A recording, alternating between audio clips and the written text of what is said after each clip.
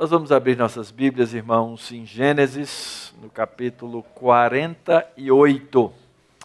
Você que nos visita hoje e não nos tem acompanhado, nós temos ao longo de um bom período feito as exposições da Palavra de Deus no livro de Gênesis, tendo começado no primeiro capítulo e agora estamos no finalzinho dos textos aqui, mais 2 domingos depois desse, e nós vamos ficar com saudade de Gênesis. Eu não sei se vocês vão ficar, eu vou. Tem sido uma experiência maravilhosa para mim, reestudar o livro de Gênesis, para poder expor aos irmãos, compartilhando com o reverendo Jonatas, as exposições da palavra. E aprender com a palavra de Deus é transformador.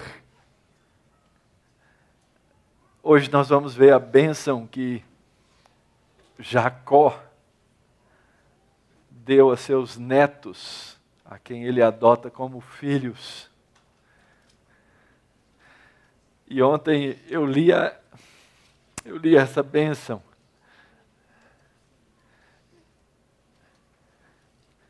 E ela incendiava meu coração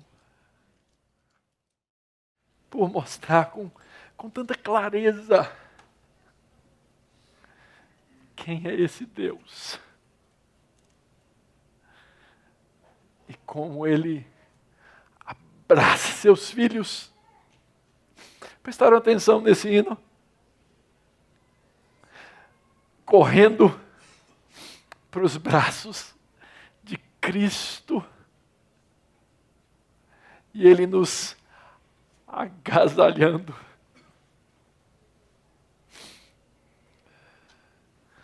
Você que tem filhos aqui sabe, quando os filhos correm para os nossos braços,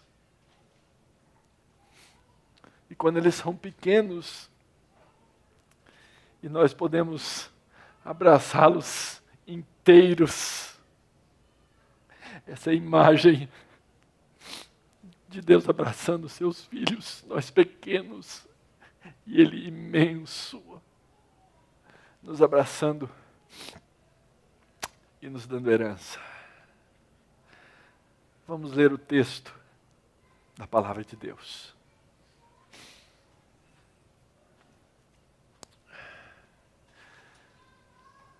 Passadas essas coisas, disseram a José: teu pai está enfermo. Então José tomou consigo a seus 2 filhos, Manassés e Efraim.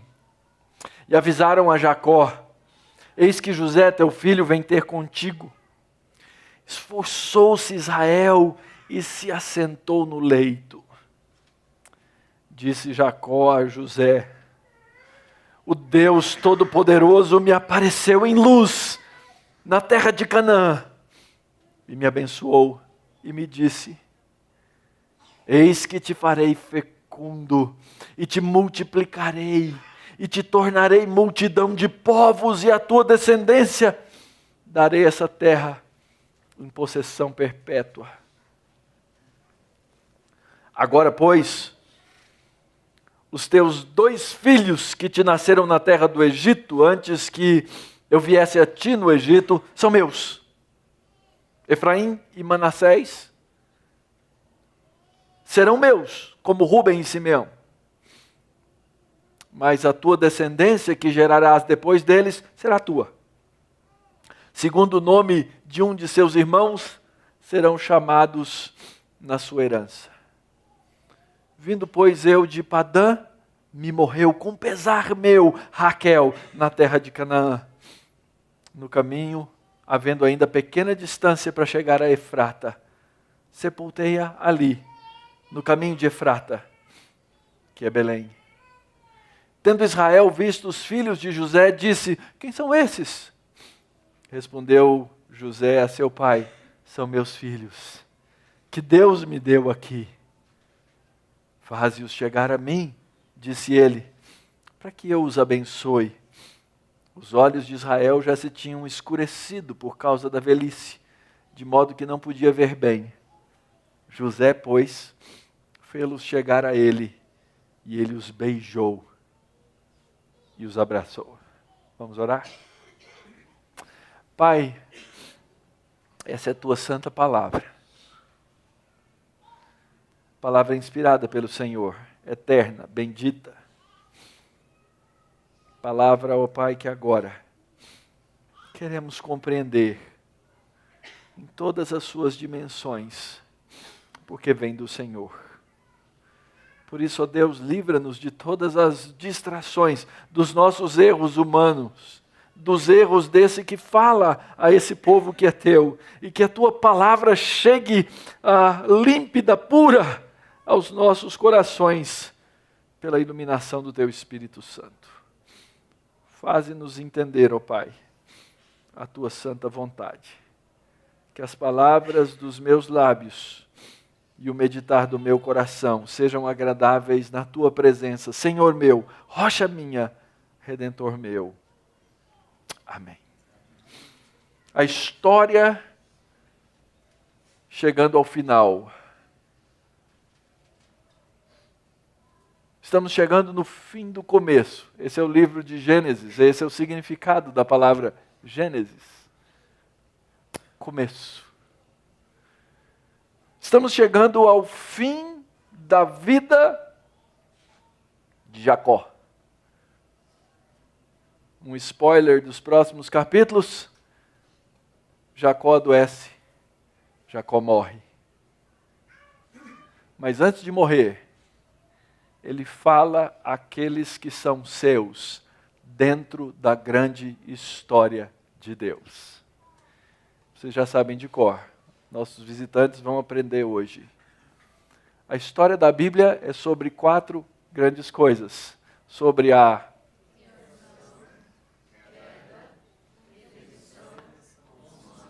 essa é a história da Bíblia. Nós estamos estudando a parte da vida desses que o Senhor redimiu para si, pecadores, para que agora eles, no caminho da consumação, tendo sido restaurados aos braços, ao amor, à bênção do Pai, possam dar seus últimos passos para receber a grande herança. E a Escritura não nos deixa esquecer sobre essas heranças. Quando nós olhamos a história dos filhos de Deus ao longo do livro de Gênesis, nós vamos enxergando um por um, sendo trabalhado por Deus para a sua redenção. O mesmo acontecendo agora com os descendentes de Jacó, intrincados nessa grande história, que nós já repetimos várias vezes. Parece ser a respeito de José. Parece ser a respeito do menino mimado. Parece ser a respeito do irmão odiado. Parece ser a respeito daquele que foi vendido como escravo. Parece ser a respeito daquele que foi exaltado na casa de Potifar, jogado na cadeia, tomado na prisão, esquecido pelo copeiro e elevado ao segundo homem mais poderoso do Egito. Parece ser uma história a respeito dos homens, mas na verdade é uma história a respeito de como Deus trata os seus filhos. É uma história a respeito do Deus de José. É uma história a respeito da misericórdia. É uma história a respeito do amor do Deus de José, que é derramado sobre ele e sobre os seus, e sobre o seu pai Jacó, que agora está no seu último tempo, chegando à beira da morte. No capítulo anterior, quando o povo chega na terra, nós vimos que aquela história era a respeito de como Deus abençoaria a terra do Egito por meio do seu povo. Interessantíssimo isso. Deus havia chamado Abraão e dito para Abraão: Abraão, eu vou abençoar os que te abençoarem, vou amaldiçoar os que te amaldiçoarem. Deus leva alguém do seu povo para dentro do Egito e Deus dá sonhos a Faraó, Deus dá a interpretação dos sonhos a José e faz com que o povo do Egito e as nações da terra e os cananitas e o próprio povo de Deus seja salvo. Deus cumprindo a bênção dada a Abraão. Por meio dos seus filhos, por meio dos seus descendentes. Deus reserva para o seu povo dentro da terra do Egito o melhor da terra do Egito. Enquanto os egípcios todos estavam vendendo as suas terras para comprar comida, para poder sobreviver, Deus pega o melhor da terra e coloca o povo dele lá dentro e diz: vocês vão viver aí um tempo. E então, cumprem-se os sonhos de José, no comecinho da história, capítulo 37, quando ele sonhou o quê? Que os seus irmãos, como feixes, se dobravam diante dele. Que as estrelas se dobravam diante dele. Tudo estava cumprido. Todos tiveram que chegar diante de José e reconhecer o que Deus havia feito por ele. Como Deus havia feito por ele. Mas será que era esse o alvo de Deus? Será que o alvo de Deus era dizer assim: olha, eu dou sonho e eu faço cumprir o sonho? Será que o alvo de Deus era dizer assim: está vendo como José é melhor do que vocês? Porque eu dei para ele os sonhos e ele interpretou e agora ele é senhor de vocês. Será que esse é o intento de Deus? Não, queridos. Isso seria muito pequeno. É muito maior. Deus está no trabalho de fazer a glória do seu nome ser reconhecida no Egito e ser reconhecida até os confins da terra. E é interessante, não esqueçam disso. Essa história que nós lemos na Bíblia, que é a história da redenção, como nós lemos no livro de Efésios, na consumação dos tempos, Deus fez convergir o quê? Todas as coisas em Jesus Cristo, e Jesus é um dos descendentes desse Jacó. Essa história continua, queridos. A história da redenção não acabou. Cristo cumpriu plenamente, cabalmente todo o seu papel. Mas ele, ao longo da história, e hoje, no ano de 2017, ele continua salvando pessoas na história da redenção. E você é parte da história da redenção. Quando você for ler a Bíblia, lembre-se disso. Você é parte dessa história continuada até a consumação e depois da consumação também. Ora, Jacó está no leito de morte. É hora de abrir o seu testamento. É hora de dizer quais são as suas últimas vontades. Gênesis 48 e 49 são a respeito disso. Hoje nós vamos ver o testamento de Jacó no capítulo 48. Domingo que vem, no capítulo 49.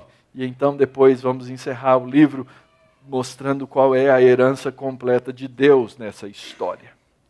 Então eu trabalhei lendo esse texto durante a semana, percebendo que há muitas heranças aqui. Algumas vindas de Deus, algumas vindas dos homens, algumas vindas das ações dos homens. Como é que começa o nosso texto nesse testamento? Nós começamos a ler a respeito de uma herança do pecado. O texto diz que passaram as coisas, o povo chegou no Egito, e alguém chega para José e diz: teu pai está doente. Primeira vez que a palavra doença e enfermidade aparece na Bíblia. E a grande pergunta é: de onde vem a doença? De onde vem a enfermidade? E ela vem como uma herança do pecado. E essa é uma realidade que o povo de Deus não pode nunca esquecer. Nós, nesse mundo, nós ainda vivemos debaixo da herança do pecado. É por isso que nós também pecamos, porque nós mesmos nascemos num estado de corrupção que nos leva ao pecado. Nós, quando nascemos do ventre da nossa mãe, já nascemos mortos nos nossos delitos e pecados. Pais, não se iludam, não se enganem, vocês vão descobrir rapidamente que os seus filhos, igual a vocês, são pecadores. E nós precisamos viver com essa realidade. Aqui nós vemos a primeira herança, a herança do pecado, bem próximo da morte. Não sei quanto tempo ainda vai levar O texto não nos dá uma cronologia exata de quanto tempo eles já haviam chegado, mas o fato é que esse Jacó, que primeiro habitou na terra de Canaã, lembra, essa era uma promessa de Deus, agora o texto faz um jogo de palavras muito interessante. Diz que ele agora, ele mora no leito.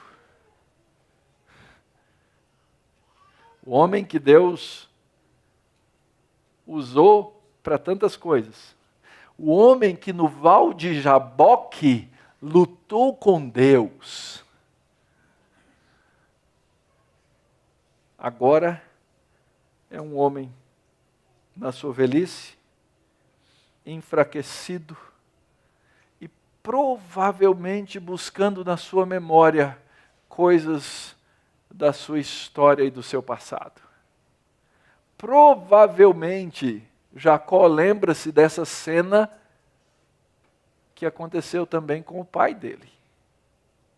Quando o pai dele, já no leito, doente e velho, chama um dos seus filhos para ser abençoado. Lembra do começo da história? A ideia, aliás, é interessante ver isso. Jacó aqui chama José, e junto com José chama os 2 filhos de José, a quem ele vai abençoar, porque ele deve ter lembrado lá no passado, meu pai não queria me dar bênção. Ele chamou só meu irmão. Eu maquinei com a minha mãe e roubei a bênção do meu irmão. Eu não quero que essa história se repita. Então José vem com seus 2 filhos, quando ouve que o pai estava agora doente. E isso nos lembra dessa herança do pecado. Herança com a qual nós temos que conviver durante essa vida. Herança que nós precisamos enterrar, é verdade. Herança que nós precisamos deixar para trás, é verdade. Mas uma herança com a qual nós vamos ter que lidar durante toda a nossa vida, até o momento da nossa própria consumação. Até quando o Senhor nos levar. Se você quer viver uma vida cristã realista, uma vida cristã bíblica, você não pode esquecer da herança que você já recebeu, a herança do pecado. A grande pergunta é, quem é que pode te livrar dessa herança? Como é que você deve lidar com essa herança? E como é que você pode não sofrer constantemente todos os efeitos dela? Lá no fim da nossa exposição hoje, eu vou falar um pouquinho sobre isso. Então essa é a primeira herança. Segunda herança que nós observamos é uma herança de filhos. É interessante. Lembra? Jacó queria casar-se com Raquel, foi enganado por Labão e foi-lhe entregue Lia. Trabalhou mais 7 anos e aí então finalmente ele casa-se com Raquel. Ora, elas não tinham filhos, tinham dificuldade de ter filhos, não tinham fecundidade, elas pegam e começam uma corrida armamentista de filhos. Pegam as suas concubinas e vão uma atrás da outra tendo filhos e filhos e filhos e filhos e filhos. E Raquel fica para trás na corrida. No fim da vida, ela tem 2 filhos. Um deles, que é o preferido de Jacó, que é José, e depois o segundo, que é Benjamim, que era para ser a grande alegria, o segundo filho de Raquel, mas se torna em tristeza e amargura. Tristeza e amargura. Porque ela morre no parto e Jacó se compadece. Essa história ele vai lembrar aí no texto. E é interessante como isso acontece no desenvolvimento do texto.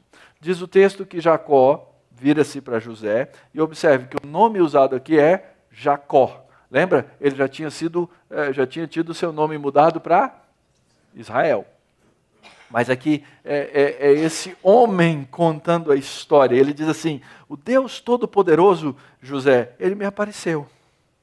O Deus Todo-Poderoso apareceu e ele me abençoou. Ele fez a mesma bênção, ele deu a mesma bênção dada a meu avô Abraão, ao meu pai Isaac.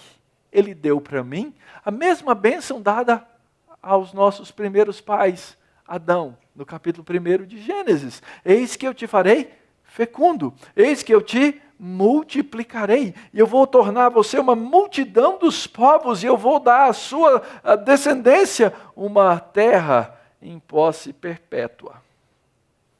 E José se surpreende, ou melhor, Jacó se surpreende, e ele diz agora: pois os teus 2 filhos que te nasceram na terra do Egito, antes que eu viesse a ti no Egito, são meus. O que está acontecendo aqui?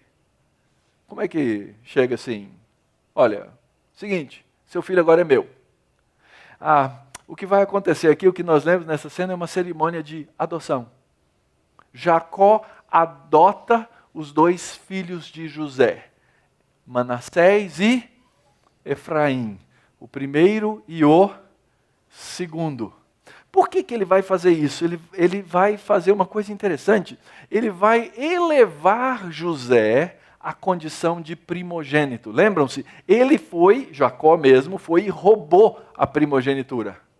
Ele agora vai pegar e colocar José como seu primogênito. Ele vai dizer assim, ele diz no texto, olha, eles vão ser como Rúben e como Simeão. Ele vai dizer isso mais adiante.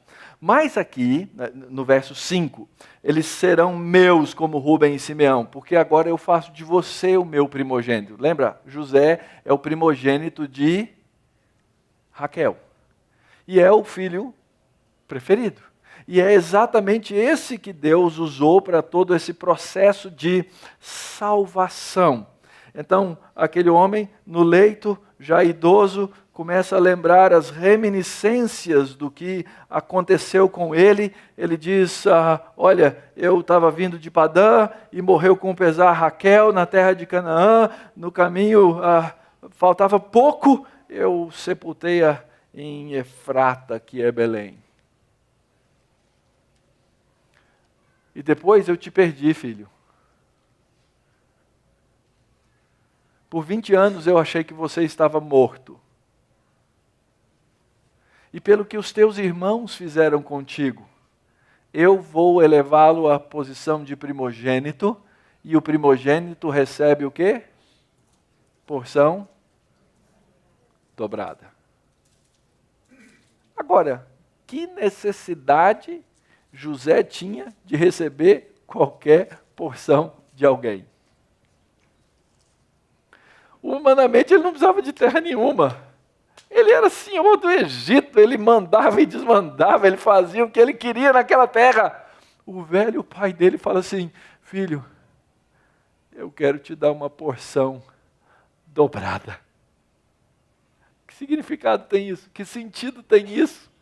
Isso nos leva a entender uma coisa, queridos, que é tão importante, que é tão fundamental.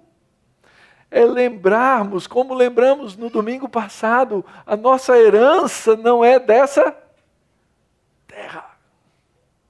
A nossa porção não é deste mundo.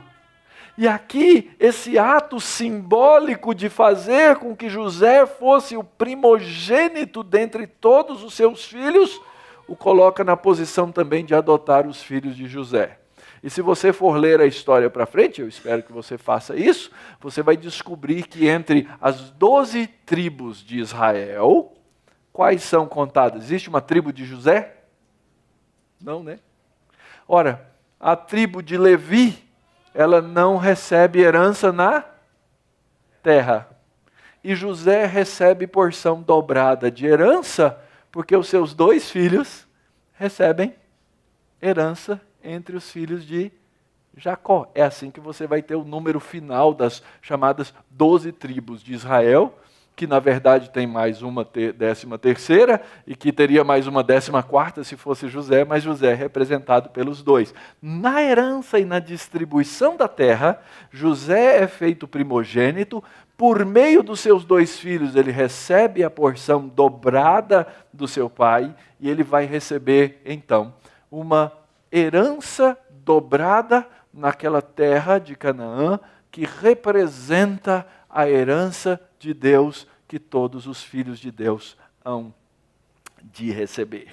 Então aqui nós temos uma segunda herança que é mencionada aqui nesse texto. O nome dos filhos de José vai ser perpetuado, Efraim e Manassés, e na verdade Efraim vai se tornar um grande povo, um imenso povo. E aí vem os problemas. Porque fundamentalmente, Efraim é que no futuro vai se tornar aquela chamada tribo ou reino do norte, que vai ser o grande inimigo do povo de Deus. Interessante que a guerra das sementes nunca para. A guerra das sementes nunca cessa. Nós vivemos num mundo em guerra e às vezes as próprias heranças terrenas que nós recebemos, elas são usadas contra nós mesmos. E Jacó está aqui no leito de morte, olhando para frente, vendo todas essas coisas. Então, José se torna o primogênito e os filhos de José recebem então a porção dobrada que José deveria receber como primogênito. Outra herança é a herança dos filhos dos filhos.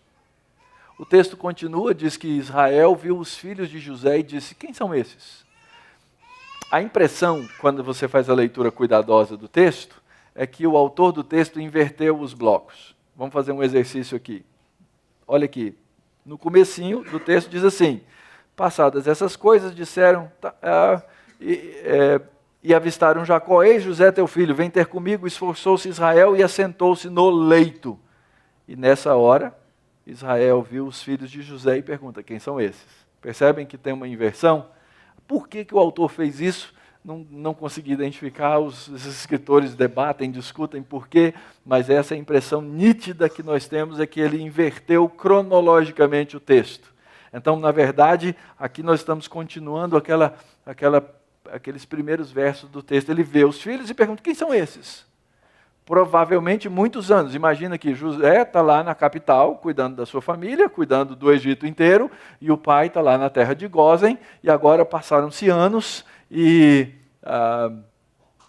Jacó e José vêm visitar o seu pai com 2 meninos grandes. E ele pergunta: quem são esses? Quem são esses 2 meninos? São meus filhos, pai. São os filhos que Deus me deu aqui. E Jacó diz: então, eu quero abençoar os teus filhos. Então a cena de adoção provavelmente é depois disso. Mas o autor inverteu o texto. Eu quero abençoar os teus filhos. Os olhos de Israel tinham escurecido por causa da velhice, de modo que não podia ver bem. José, pois, fê-los chegar a ele e os beijou e os abraçou.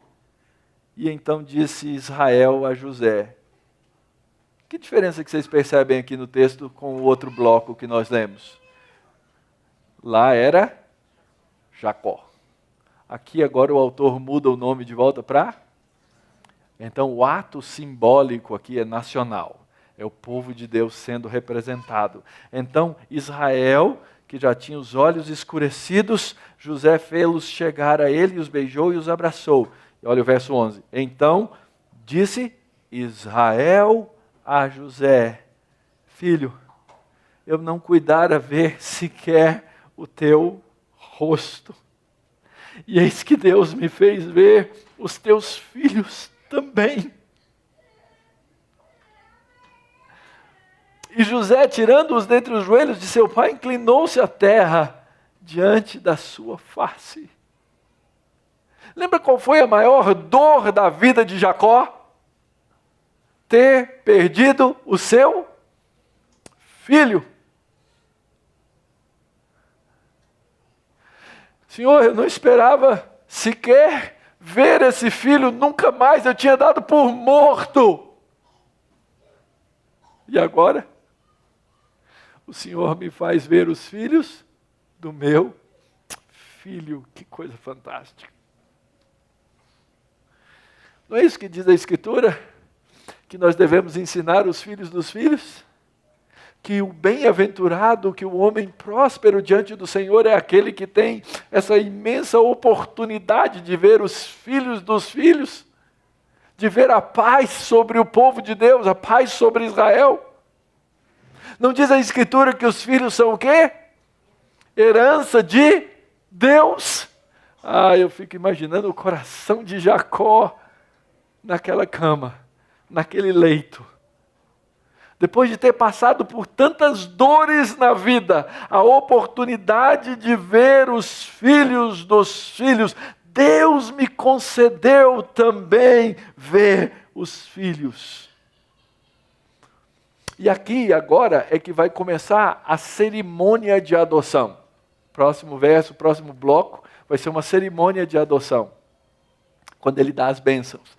Nessa cerimônia de adoção, o que Jacó faz é reconhecer, dar o crédito de que a existência que nós temos, e a existência dos filhos, e a existência dos filhos, é dádiva de Deus. Nós esquecemos isso tão facilmente, queridos. Na nossa vida natural, no nosso cotidiano, a gente hoje tem explicação para tudo, não tem? A gente tem explicação a gente sabe até como é que acontece a fecundação de um óvulo. Então tudo para nós parece algo extremamente o quê? Natural. E a gente esquece facilmente que por trás disso tudo tem a poderosa mão de Deus sobrenatural, que é quem dá vida. O problema é que no nosso dia a dia a gente tem tantos problemas, a gente tem tantos conflitos, essa herança do pecado que nós recebemos, ela nos atordoa, ela nos perturba, e nós esquecemos que Deus é o centro da equação. A gente começa a usar Deus como um elemento periférico dela. De vez em quando a gente chama Deus para dentro. Deus, o Senhor pode resolver meu problema aqui? Senhor, eu estou com uma dificuldade aqui. É o contrário, queridos. A nossa história é em torno da história de Deus. Os nossos filhos são herança de Deus. Ver os filhos dos filhos é graça do Senhor. Mas dá tanto problema, né, pastor? Existem tantas dificuldades, não existem? Existem tantas dores, não existem? E nós esquecemos que os filhos são herança de Deus, que Ele é o dono dos nossos filhos. E Jacó diz: filho, eu não esperava ver nem o teu rosto. Agora Deus me fez ver o rosto dos teus filhos. E olha como é que acaba essa sessão. Lembra do sonho? Você tem que lembrar do sonho para entender o verso 12. Como que era o sonho? O segundo sonho de José, capítulo 37. Todos se dobravam diante dele. E é verdade, isso aconteceu. Mas olha como é que acaba a história no verso 12. O Todo-Poderoso do Egito se inclina à terra diante do seu pai.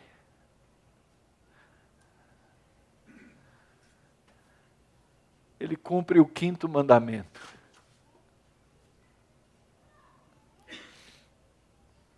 Filhos,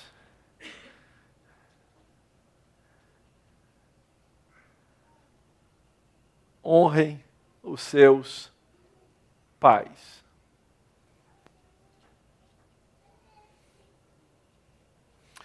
Começo por aqueles que estão aqui e são crentes. Os pais e os filhos. Tem hora que é difícil. Tem hora que as vontades são conflitantes. Tem hora que as vontades são opostas, tem hora que as ideias não batem.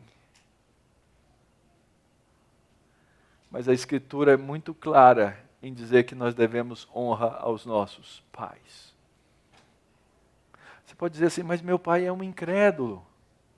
Meus pais não creem no Senhor, ele não tem o mesmo Senhor. Isso não significa que você tenha a liberdade de desonrá-los. Mesmo que você tenha ideias opostas. Aliás, a honra aos nossos pais é o grande testemunho do Evangelho que nós podemos dar a eles. E nós precisamos aprender. Na juventude é difícil aprender isso. Na juventude nós somos cheios de ideias e ideais. Na juventude nós temos a impressão de que nós vamos ser autônomos. Para mais tarde descobrir que nós dependemos e que nós devemos honrar.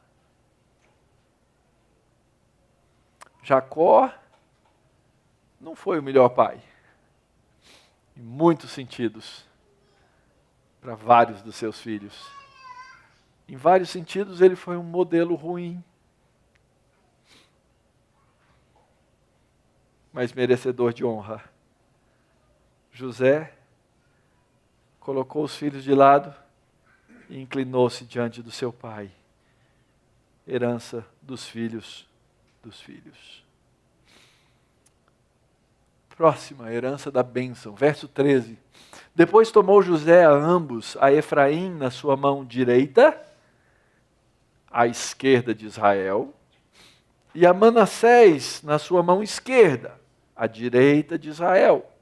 Pegou os dois filhos e fê-los chegar a ele. Mas Israel estendeu a mão direita e a pôs sobre a cabeça de Efraim, que era o mais novo, e a sua esquerda sobre a cabeça de Manassés, cruzando assim as mãos, não obstante ser Manassés o primogênito. E abençoou a José, dizendo: o Deus em cuja presença andaram meus pais, Abraão e Isaque, o Deus que me sustentou durante a minha vida até esse dia, o anjo que me tem livrado de todo mal, abençoe esses rapazes, seja neles chamado o meu nome e o nome de meus pais, Abraão e Isaque, e cresçam em multidão no meio da terra. Vamos reconstituir a cena. Jacó pega o primogênito, coloca na frente do seu pai, na mão direita do pai, porque o primogênito recebe a bênção da mão direita. Pega o segundo, coloca do lado esquerdo, para o pai fazer assim e abençoar. No meio da cerimônia, o pai inverte as mãos. Daqui a pouquinho a gente vai entender essa ordem da primogenitura, que é algo semelhante ao que acontece com José. Mas o fato é que nesse momento ele dá uma bênção, e eu quero que agora os seus olhos foquem na bênção. Olha como José abençoa seus netos, que representam a porção dobrada do seu filho José. Primeiro, o Deus em cuja presença andaram meus pais, Abraão e Isaque. Quando você lê a história da vida de Jacó, você vê que Jacó não viveu uma vida assim de flor que se cheire, né?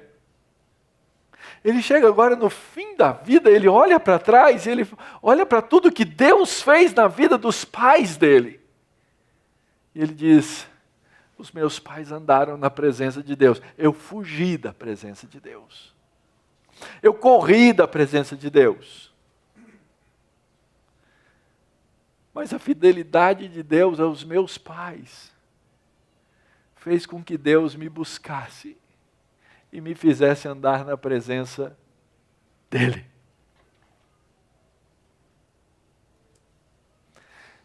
É isso que Deus faz na história. A Escritura diz que Deus abençoa até 1000 gerações. Você acredita nisso, querido? Que Deus é abençoador dessa maneira. Que essas tribos só vão ser reunidas e só vão ser abençoadas. E que a igreja só existe por causa da fidelidade de Deus. E que os seus filhos vão ser abençoados por causa da fidelidade de Deus.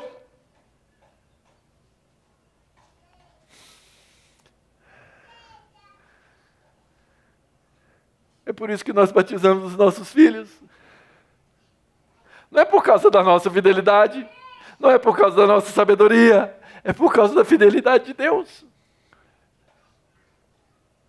O Deus em cuja presença andaram os meus pais, Abraão e Isaque.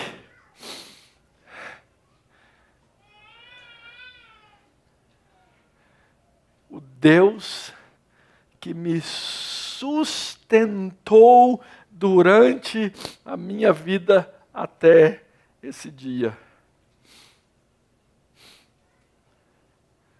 Se você me permite, deixa eu traduzir melhor esse texto para você. Literalmente, esse texto diz assim: o Deus que foi o meu pastor durante a minha vida até esse dia. É isso que literalmente o texto hebraico diz. O Deus que foi o meu pastor. Lembra do Salmo 23? A gente não gosta tanto do Salmo 23? Como é que começa? O verso 1 todo mundo sabe, né? O Senhor é o meu pastor. O Senhor, Deus, foi o pastor na vida de Jacó. Uma ovelha rebelde, uma ovelha que fugiu, uma ovelha que lutou contra.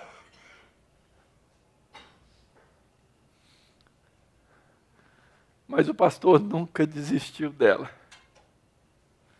O Senhor é o meu pastor. Como é que continua esse verso do Salmo 23? E aí? Alguns anos atrás eles estavam passando o quê? Fome!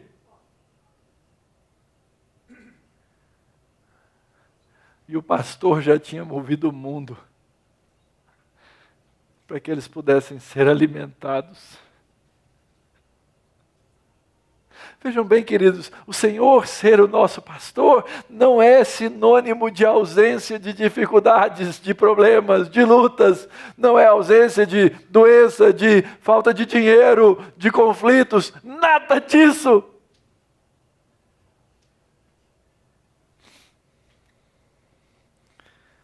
O Senhor ser pastor significa que Ele vai prover todas as coisas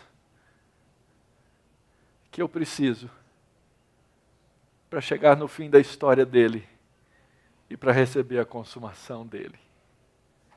Esse é o pastor que eu tenho. Esse foi o pastor de Jacó. No meio de tantas lutas, no meio de tantos pecados, ele diz: ele foi o meu pastor durante toda a minha vida, desde o começo até agora. Teve muito tempo em que Jacó não enxergou isso, não viu nada disso. E ele completa a ideia, é uma figura de linguagem. Ele diz assim: o anjo que me tem livrado de todo o mal. A palavrinha que aparece aí, essa ideia que me livra, o verbo que aparece, é o mesmo verbo que dá origem a uma palavrinha bíblica muito importante, é a palavra Goel. Goel, na Escritura, é o resgatador. É aquele que vem para resgatar. E tem várias leis na Escritura a respeito desse conceito, dessa ideia de alguém que venha e resgate. Lá no livro de Levítico, você vai encontrar várias vezes esse conceito sendo explicado. Olha, se o teu irmão entrar em dívida, ficar pobre, se ele perder tudo, alguém da família precisa se levantar para resgatá-lo. E se não tiver condição, vai ter um ano do jubileu. O ano do jubileu é quando todas as dívidas eram perdoadas e o resgate era completado. Essa história, por exemplo, de Ruth, se você já leu lá na sua Bíblia.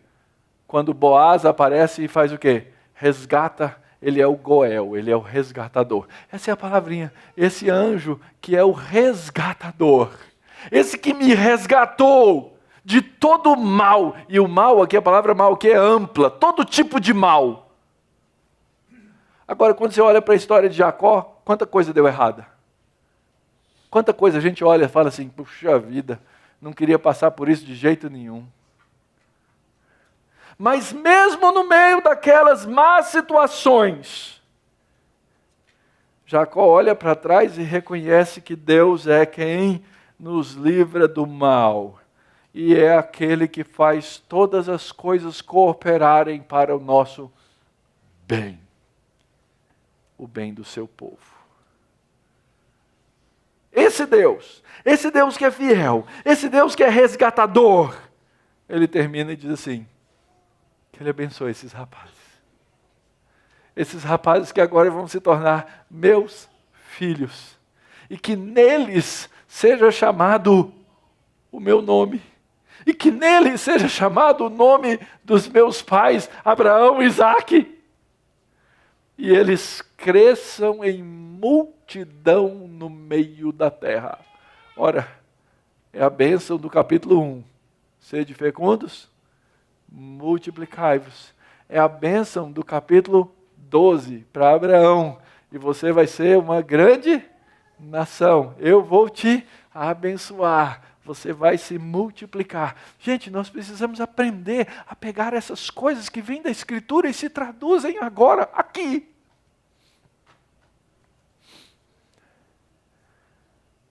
Nós somos aqui uma pequena congregação. Sei lá quantas pessoas tem aqui. 80, 90.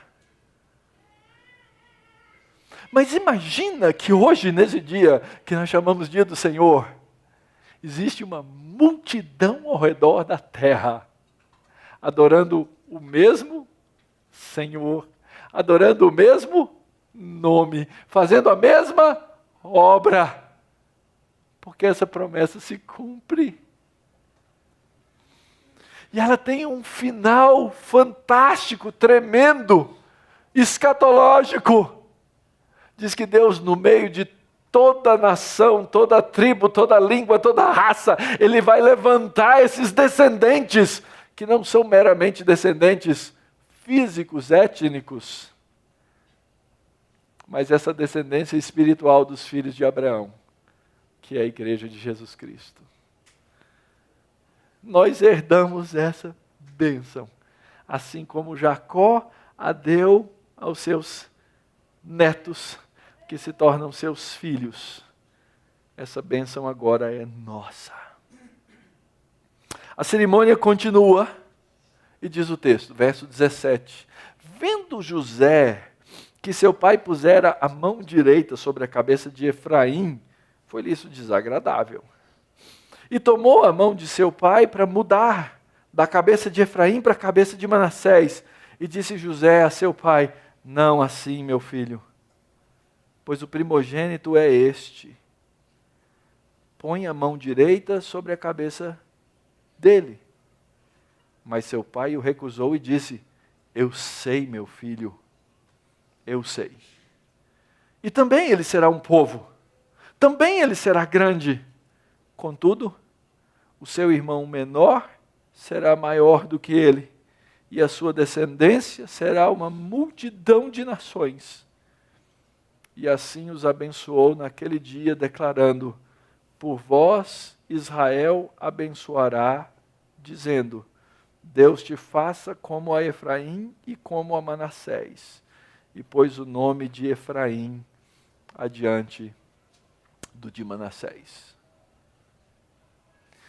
Nossa visão humana olharia para essa cena e falaria assim, isso é injustiça. Não é? Nós não somos assim? Nós não somos capazes o tempo inteiro de julgar o padrão e a grandeza moral de Deus com o nosso padrão? Nós não fazemos isso? Deus, o que é o Senhor aí? Como é que o Senhor abençoou, como é que o Senhor resolveu abençoar Jacó e não Esaú? Como que o Senhor fez isso? Por quê? Por que que o Senhor agora resolve abençoar primeiro Efraim e em segundo Manassés?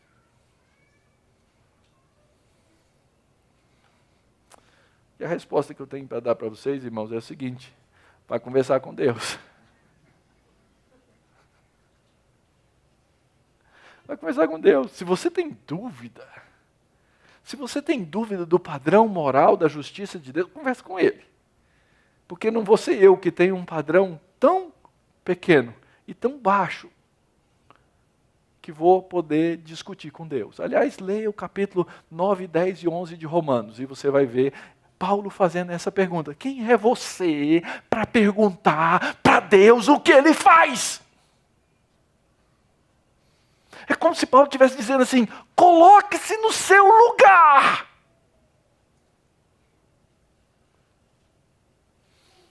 Ah, mas eu não gosto aí dessas doutrinas aí, esse negócio de presbiteriano, eleição. Querido, desculpa, desassocia a eleição de presbiteriano. Aliás, eu acho que as pessoas associam tanto presbiteriano com predestinação, porque começa com a mesma sílaba, tá? Desassocia. Sabe por quê? Porque nós lemos Efésios capítulo 1 aqui. E o texto todo é a esse respeito. Quem sou eu para discutir com Deus? Quem sou eu para questionar a Deus? Quem sou eu para argumentar com o Todo-Poderoso? A mim, cabe-me recolher-me à minha insignificância e adorar o nome do Altíssimo, adorar o nome do Todo-Poderoso e jamais questioná-lo. Essa é a essência daquilo que nós cremos na Reforma. Porque é a doutrina da Escritura. Nada mais, nada menos do que isso. Deus aqui dá uma herança, a herança da primogenitura. Na história isso vai se confirmar. Efraim torna-se grande, Manassés é menor. Por que Deus fez assim? Fale com Ele. Fale com Ele. E por último, queridos, o nosso texto termina com a herança da terra. Depois disse Israel a José. Lembra? Nós estamos nessa fase todinha falando de Israel. Simbolicamente, a nação. Ele diz, eis que eu morro, mas Deus será convosco e vos fará voltar à terra de vossos pais. Simbolicamente, dou-te demais que a teus irmãos, um declive montanhoso, o qual tomei das mãos dos amorreus, com a minha espada e com o meu arco. E aqui é a primeira de uma série de bênçãos que vão continuar no capítulo 49 do texto do livro de Gênesis. O que está acontecendo aqui, meus queridos? A herança da terra. Lembra? Deus disse para Abraão, vai para uma terra que eu te mostrarei. Abraão vai, vive um tempo, sai da terra, volta para a terra, passa fome, vai para o Egito. Depois o seu filho, Isaac, a mesma coisa. Depois a vida de Jacó encerrada entre saídas e entradas da terra. Os dois eventos mais importantes da vida de Jacó foram no momento em que ele entra e sai da terra. E agora ele está fora de novo. Ele não sabe quanto tempo o seu povo vai passar no Egito. Depois a gente vai descobrir que são 430 anos. Ele não imaginava que seria tanto tempo, nem ele, nem José poderiam imaginar. Mas ele é muito claro de dizer, olha, eu vou morrer, meu filho, mas eu vou te dar essa herança dupla. Porque Deus prometeu que nós voltaríamos para a terra. E nós vamos voltar para a terra. Ele só não sabe quando. Por que ele dá esse aclive montanhoso? Porque provavelmente era um lugar alto, e ele simboliza com isso que José estaria numa posição elevada, como nos sonhos do capítulo 37. Você e seus filhos recebem isso, dessa terra que eu tomei, porque Deus me mandou tomar. Então, a herança na terra continua firme, os propósitos de Deus continuam firmes. E nós, diante disso tudo, o que é que nós faremos? Primeira coisa, queridos, nós precisamos lembrar da herança que nós recebemos do nosso primeiro pai, Adão. E de Adão nós recebemos uma terra que o próprio texto da Escritura diz, maldita é a terra. Eu não sei se você já parou para pensar em todas as consequências disso.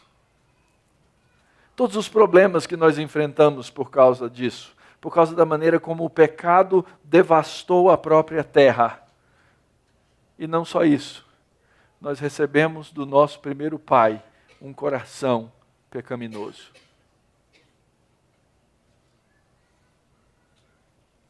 É por isso que a Escritura diz que esse nosso primeiro pai, Adão, que nos deu essa primeira herança, que é uma herança maldita, ele precisava ser substituído por um segundo Adão.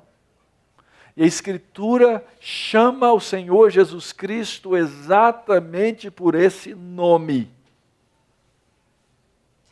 E esse segundo Adão, ele veio em perfeição. Ele nunca pecou, tendo sido e sendo o verdadeiro homem que é, para que eu pudesse receber uma nova herança. Foi isso que o apóstolo Paulo disse na carta aos Efésios, no texto que nós lemos. Nós recebemos uma adoção. Da mesma maneira como Jacó adotou os filhos de José e disse, agora são meus. Deus, na pessoa de Jesus Cristo, toma a cada um dos seus eleitos e diz, vocês agora são filhos do novo Adão, meu filho Jesus. E nós somos adotados. Eu sou um filho de Deus por adoção, porque fui adotado em Cristo Jesus para receber na terra a paz de Deus, o shalom de Deus. É isso que me permite deitar a minha cabeça à noite, elevar as minhas orações ao céu e agradecer a Deus dizendo, Senhor, obrigado porque o Senhor é perdoador, mesmo sendo eu um grande pecador. Mas pastor, a minha vida é tão confusa, a minha vida é tão complicada, a minha vida é tão cheia de conflito, a minha vida é tão cheia de coisas ruins, a minha vida é tão cheia de tristezas, toda hora a gente bate o pé na quina da porta, dói. E é verdade. Mas esse Deus de Jacó é o pastor fiel. E esse pastor fiel nos acolhe.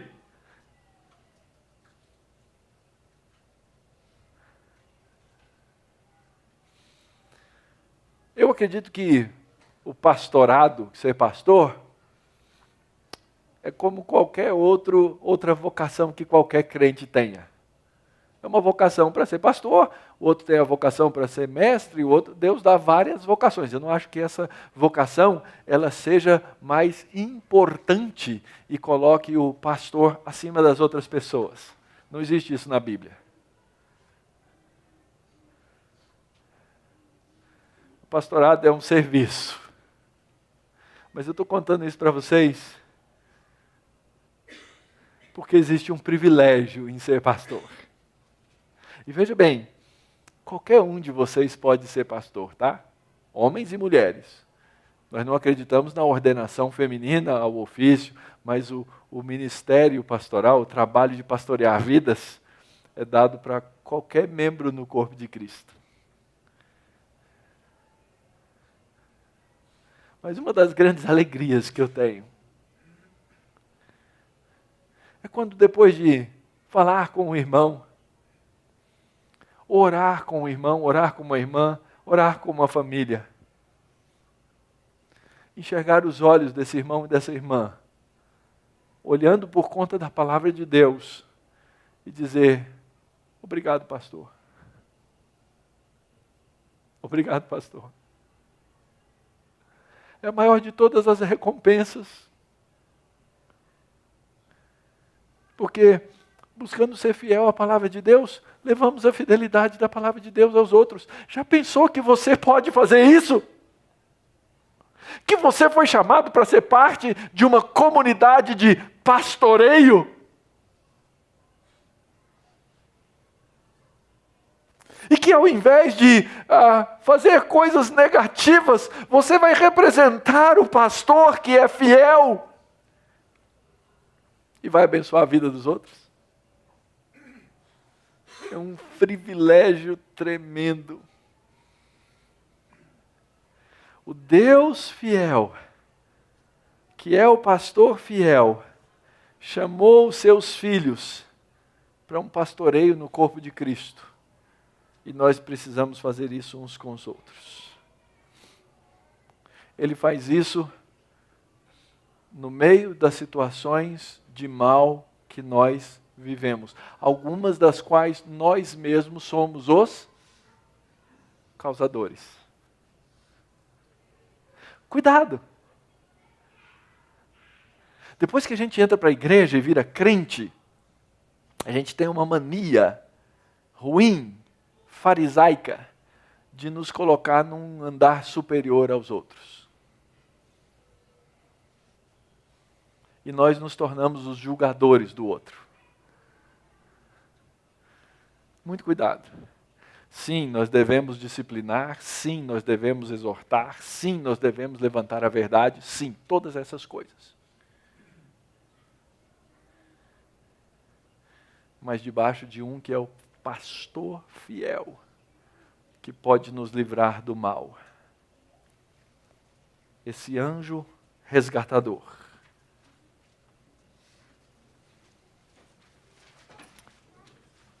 E por último, uma pergunta para você. A Escritura diz que os mansos vão herdar a terra. É interessante que a gente imagina, quando a gente lê terra, a gente lê o planeta Terra, né? A gente sempre imagina o planeta. Eles não pensavam em planeta. Era aquela terra prometida, tá? A Escritura diz que nós vamos herdar a terra, e quando a gente entrar nessa terra de Deus, nessa terra nós vamos ter paz. Ora, nós já estamos na igreja de Cristo, e na igreja de Cristo nós buscamos a paz com Deus, e nós podemos viver no meio dos conflitos essa paz. Existe um momento em que todo motivo de perturbação vai ser tirado da nossa vida, graças ao Senhor Jesus Cristo. É a consumação. Enquanto a consumação não vem, nós estamos aqui, e nós precisamos lidar com os conflitos. Sabe qual que é o maior motivo dos nossos conflitos aqui na terra? É que nós estamos buscando a grandeza na terra dos homens. E o que nós deveríamos estar fazendo é buscar a grandeza de Deus na terra que é dele. Pensa se isso não é o motivo dos nossos conflitos. Que o Senhor nos abençoe, que o Senhor nos guarde, que Ele nos ensine a dar glória ao nome dEle, porque nós recebemos um resgatador, que é Cristo Jesus. A Ele glorifiquemos, ao nome dEle cantemos, por causa desse grande amor com que Ele nos amou.